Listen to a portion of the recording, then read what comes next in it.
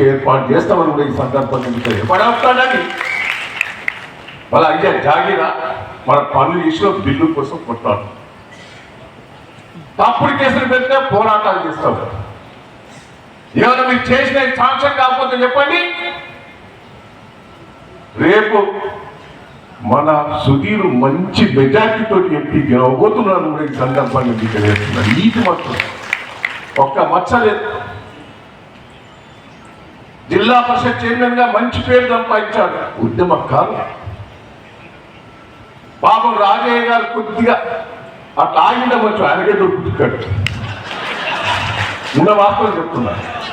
పోయిన వాళ్ళకి ఇంత మళ్ళీ చెడ్డ పెరుగుతుందో అని ఉన్న వాస్తవం. సార్ ఆలోచించిందంటే వెందన రాజయ్యకి ఏమన్నాం ఏదే అటు ఇటు కాకుండా మళ్ళీ చూస్తే మనం వచ్చేస్తుంది.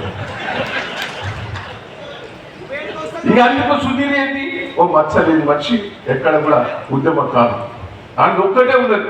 మొన్న శ్రీహరి గారి మీద కోపంతో టికెట్ ఇచ్చుకుంటూ అన్నాడు. దయచేసి మన మీద కేసీఆర్ మీద టీఆర్ఎస్ మీద కోపం లేదు.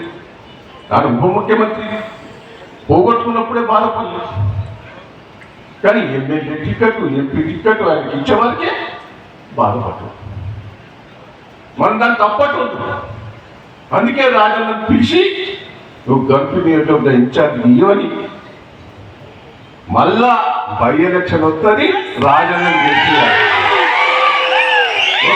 6 months వస్తుంది. గెలిపిస్తారా లేదా?